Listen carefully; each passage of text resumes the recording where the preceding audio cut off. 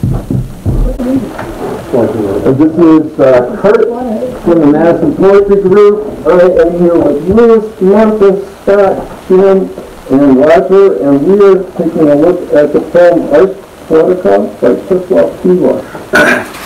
Milosz. Okay, well, Ars Poetica, with a question mark, is the art of poetry, or poetry as an art, and then there's a question mark. So that immediately brings to mind, what is poetry? what is art? Is a poem a form of art? But we're not going to discuss that today. First of all, just the writing of this. It's a collection of mostly 4-line stanzas. There's no rhyme scheme that I can see. There's no rhythm scheme that I can see. but maybe I'm missing these things. Maybe really see that. Well, we have no one translation too, so, and that's true, and that's immediately Sure, I don't know what the original poetry was. At any rate, first thing, the first stanza asks us, it tells us that poetry really isn't a sufficient form to do what he wants to do. yeah, I thought it was yeah. Well, He says he wants to be free from the claims of poetry, and I was playing around with, well, claims as a word has several definitions. I mean, it can mean a demand, it can mean an assertion. It goes so far as to, has legal connotations, and I don't think that's what's not here. But the claim can also mean to call out. Like somebody claims so-and-so did X. And I took it, in this case, to be more of the demands of poetry. I would agree with that. But don't forget, it said or prose. Yeah, see, I have a different take on that. I think it's simpler. We use poetry and we use prose to describe and explain our world, and that's a very difficult exercise. Let us go to Wittgenstein and others to understand that as a difficult task. So I see him very much affected by phenomenology. All right, you want to explain phenomenology? Well, let's start with Edmund Husserl. You look at the world to find truth, beauty, whatever. And poetry and prose both could be exercises in doing that.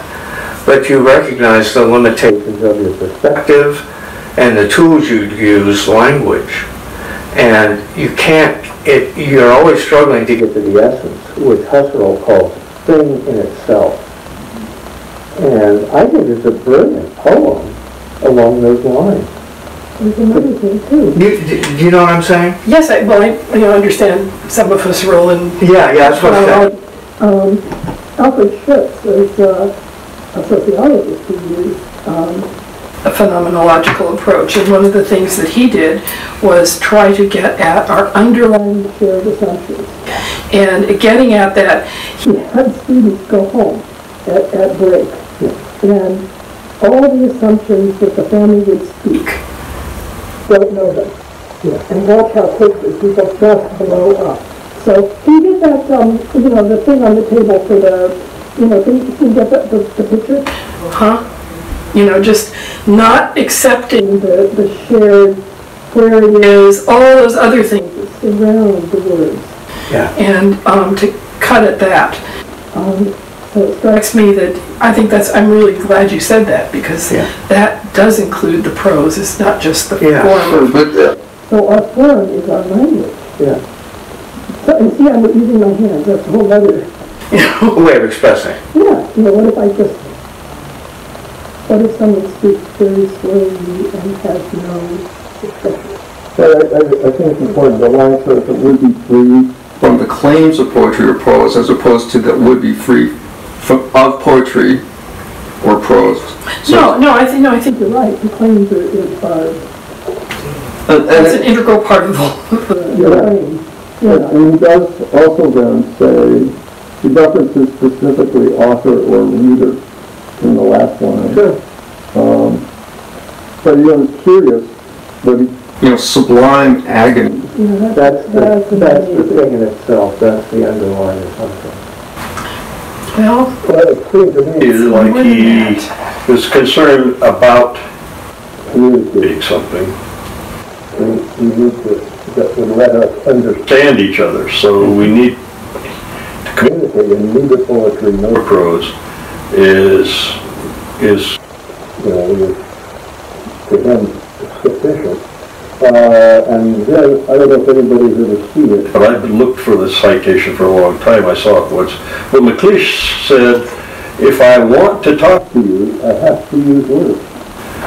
and you just can't get around that, even though In this line, I think, it kind of means that the words maybe aren't sufficient. And I also, That Qualified some very, very autistic people. So, sublime agony is, to me, in reference to the author and readers, the author attempting to communicate and the reader attempting to understand. And that effort on the part of both of them, it can be sublime, can be focused sublime, but at the same time, there's an agony to it, there's a difficulty. You can't get to the essence. It's not well, when you simple. want it, it's awe. Sublime is something that inspires awe, or it's an unparalleled nature. So right there, without exposing the reader to awe, if you could, that definition, and then text it. extreme suffering. So It's interesting that he doesn't want to expose either the author or the the reader, what I would say is awesome thing. that could be. In other words. And maybe that reflects back On that question mark. Right, and I guess the question is, does he? And you take those words at face value. He wrote them. well, he wrote them, but But not do any kind of questioning or ironic. So, I don't have the answer to that. There's a question right at the very top, so. sure, yes, it's a signal that this is not an assertion. or a statement, Yeah. but it's a strong kind of what the heck is this poetry stuff. Well, the other thing is, he translates his own poem. I wanted it was earlier, it's another translator. And I think it's very curious that a poet would write a poem and then turn it out and translate it. He wouldn't have it translated, by somebody else. And it's just curious. I think that's a suggestion of how intellectual this man is. I think he really is a phenomenally bright person. And he's come out in the very first comes out and he's passed on his own way. I don't know what you think on the poets that translate their own words. I have no idea. But there are poets who do that, but they have, Does you know, Neruda translate his own, or does he have other people translate? I don't think he does. But the thing is, he's also, I think it's not a small thing that he was very close to Robert Haas. And if you look at Robert Haas's poetry, He has a very sort of calm approach that has a walking line. in many of his poems that feel a little like this too. So in the course of the Iowa school, He talked the poet, and he talks about how he goes for a walk in the hills, and then a line will occur to him, and then he'll build one line and another line and another line. And since these guys were together for quite a while, they weren't just at Berkeley together, and it wasn't just translation, they were really deep friends. So I wouldn't be surprised that his sense of the walking line, you know, was in dialogue with Haas. It's not the same, of course, but Yeah.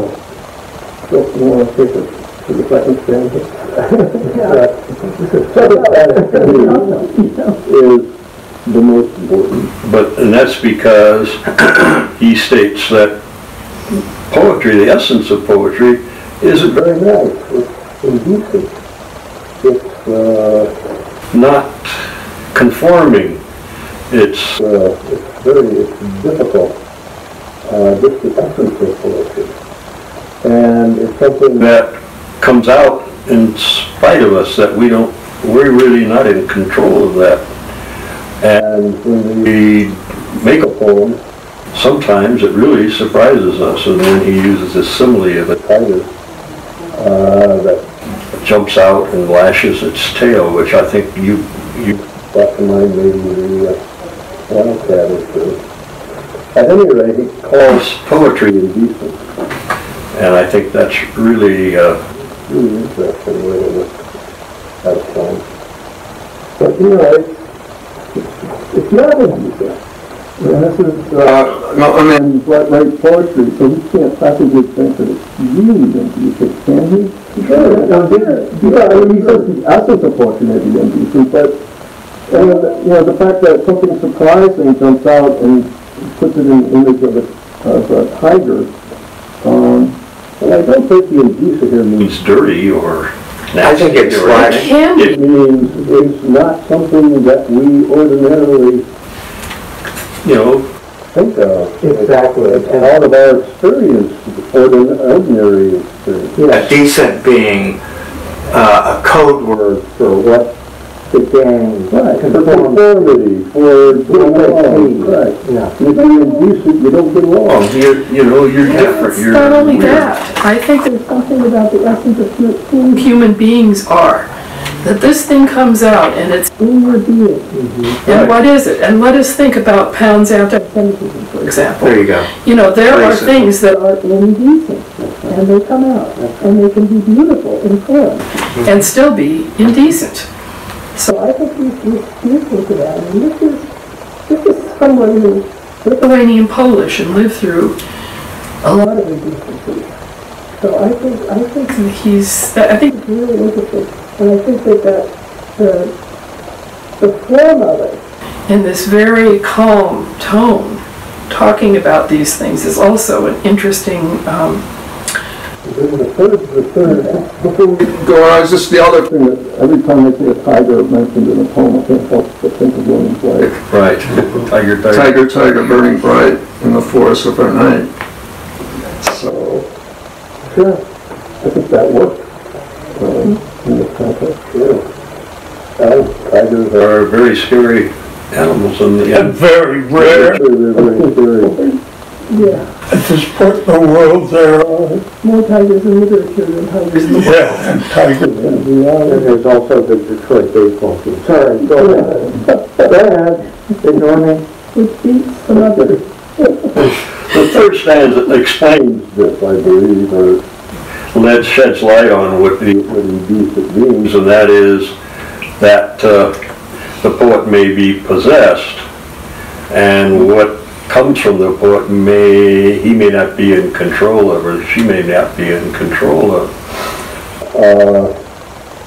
And then a poet shouldn't be proud of what they do because they didn't really do it. The spirit did it, and they were just the vessel for the demon. And when they Think about that, they're ashamed because it wasn't really them, it was something else within them. Anyway, that's my interpretation of that. Sure, and I thought it was an odd way to say demon.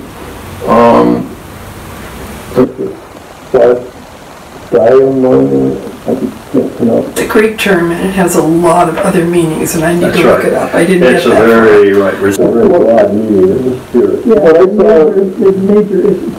yeah, I saw that it was in classical mythology, it could mean a god, it could mean a subordinate deity, and the alternative, other definition was, of course, Demon. And in a sexual world, it's a mystery. it could be Things we Cupid. don't know. Cupid's a demon. Like a living thing, though, Yes. Yeah. It makes you fall in love. It's He's not really a god, he's just spirit that is very powerful. And the pride of poets. comes from, and they're put to shame by the disclosure of their frailty. Is the disclosure this tiger coming out, or is it any kind of disclosure about their personal life? I wasn't sure. It's a deep enough poem. I know another poet told me recently, it's a Chicago poet who's one of the editors of Rhino. His first book, he did a reading, and somewhere in the middle of it,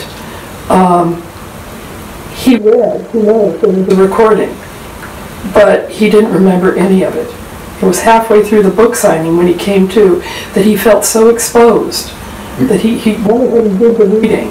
I think it was a matter of coming out too, but it's an amazing book, but he was unconscious during it. And so for 20 years he didn't write any more poetry. So, the fourth stanza also fits right into that, because who would want to be possessed? It's not normal, or it's not something you would ordinarily desire, to be possessed of something. And the speaking in tongues, and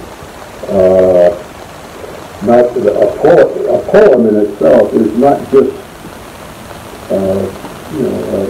a simple thing. It can change your destiny, which I thought was also really interesting. It's supposed to be contrasting poets with reasonable men. Right. Right. And it seems to me he's making it similar as being possessed when you're really writing poetry. So I should explain. In other words, the contrast is really between the inspiration that is poetry and versus reason. That's what I was trying to get at before. Talk about what reasonable man would like to be Aesthetic. What reason? I have no idea. One thinks a rational, conscious way of thinking, logic, keeping some honesty, not having a tiger spring force. You read that thing so easily. So often. I recognize its frailty. The next stanza begins with a tongue-in-cheek sort of statement. It is true, what is morbid is highly valued today, or any time. And you know about newspapers, and what do newspapers titillate you the most with? Murders, accidents, crimes. It is morbid. So it's not just today. I mean, history I wrote down as 1968, and I don't know politically. There was a lot of turmoil in 68. 68 was a big I was going to say. And, it was a little turmoil today, so it's not just today. It's true almost any time. And so you think that I am joking. He's exaggerating, really. And then he said there was a time when only wise books were read. Well, that's not true either, because most writing and common writing and things is not wise. It's kind of silly or nonsensical or entertaining, but not wise. So these two stanzas are kind of mockery, seems to me. That's how I saw it. Is he saying this to... He's contrasting sort of the Western literary canon versus someone like Jack Kerouac? Well, perhaps, yeah. I think maybe he's... Or maybe Fox News. Well, maybe he's also looking at wise books. Maybe he's thinking about biblical and, how far back is he thinking is one of the questions. Well, but if you go back far enough, for most people, they didn't read at all. That's right. So if they read, and if you had the scribbly books were there, and you have to monasteries or... There you go. Yeah. So, helping us to bear our pain. Misery, maybe. But then the last line of that, leaping through thousands of works fresh from psychiatric clinics, makes me think of the word psychobabble that was being used in those days and is used now. trying to explain behavior or feelings The demon. with some kind of psychological Yeah. nonsense, really. Or even the focus shifting to the psychological, the Freudian, the this, the that, to take that language and bring it into a poetry that hasn't really addressed the demon in the Right. demon's terms. Good. I still think he's slamming, contemporary poetry. Sure he is. This is, We're back to The claims, and I think the claims would be how many people have interpreted these things in the modern age. Right. The movie says, what You see, and what you seem to see may not be really true, and we constantly are putting out a facade.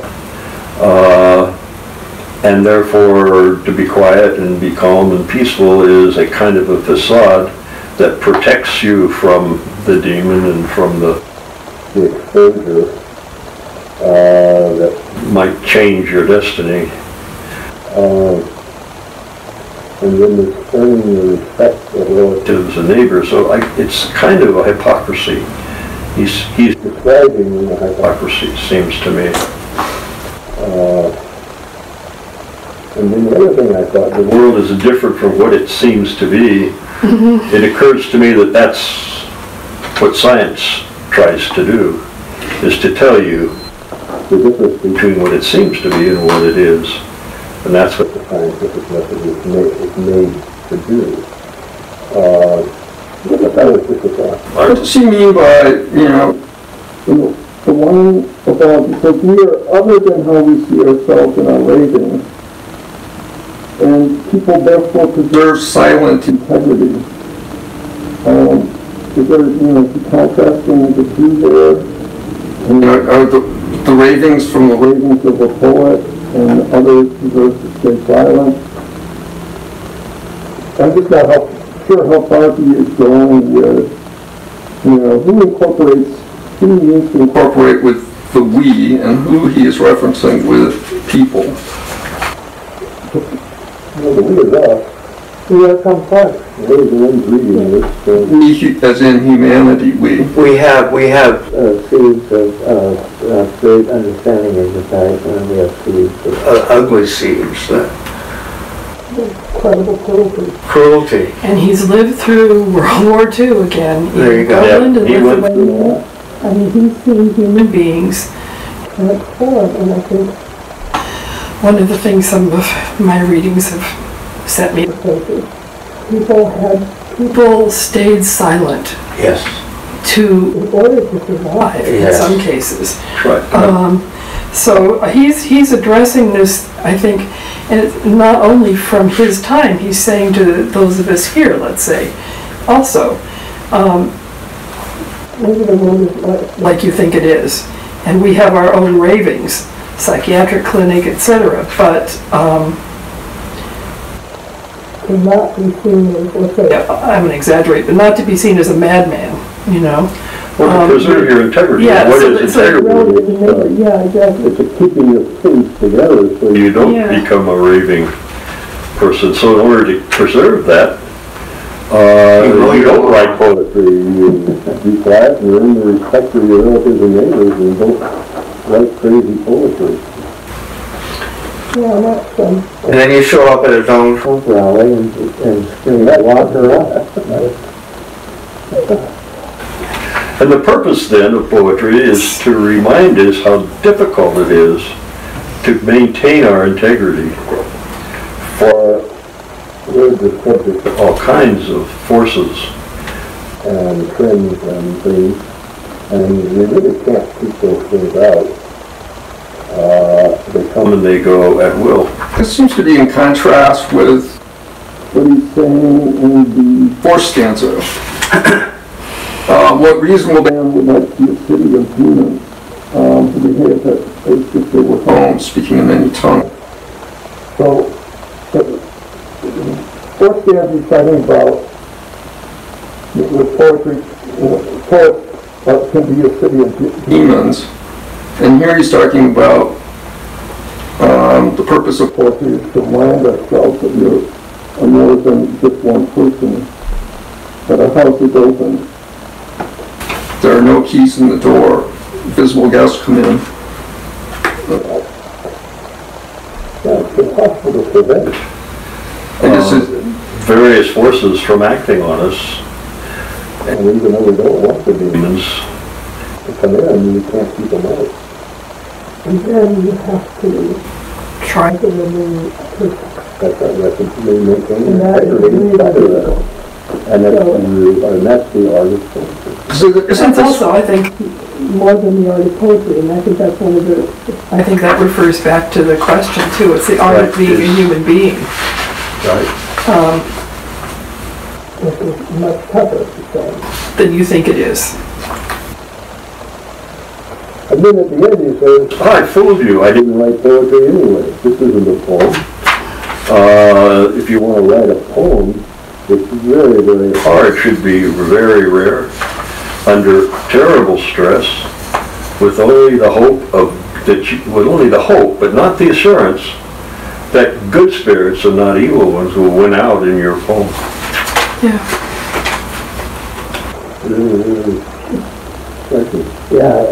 It's exhausting. Good reaction. I was living in Berkeley in 1968 with stress. I graduated in Berkeley in 1968. And I was there. Yeah, I was across the bay in San Francisco.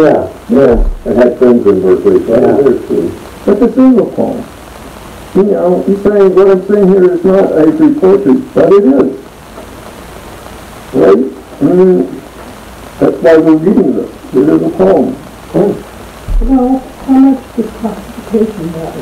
What is a poem? Yeah. Well, it's what we've been reading. Well, that's because Perhaps. That's right. And once we put a word to it, we describe it. Is this like... And that's what he's saying, well, maybe that's part of the claim. Well, maybe he's just saying this ironically, you know, it's like, well, poems should, only be written on unbearable duress, and only with the hope that good spirits, not evil ones, choose us for their instruments. I think he's saying it just doesn't work that way. So you can't limit poems to just good spirits visiting you, and just being written on unbearable duress, whether we like it or not. We are a house that's open, and invisible guests come in. Well, poetry or prose or music or silence all are manifestations of how humans Live their lives. and their lives are much bigger than some narrow definition of some activity. And if you're going to try to include everything in it, then you're in a Trouble. So, are you saying that you think this interpretation is correct about the last stanza, the one that I just offered, or are you saying there's something different going on? Give me it again. Oh, that would be hard. well, I'm saying communication. In a way, that's what poetry is in communication. I think he's being ironic. I think he knows very well this is a poem. So when he writes, well, what I'm saying here is not ivory poetry. Because you all say, or there's a, people believe that poems should be written rarely, reluctantly, only under unbearable duress, and only with the hope that good spirit. I'm thinking that is what we call a poem. Well, I think he's saying, yes. Appropriate poetry is poetry, and we just have to recognize that poetry is written by, invisible guests coming to visit us all the time, and even by demons. And that's the way it is. Deal with it. And they invite, and they live with That's whether we're writing poetry or not.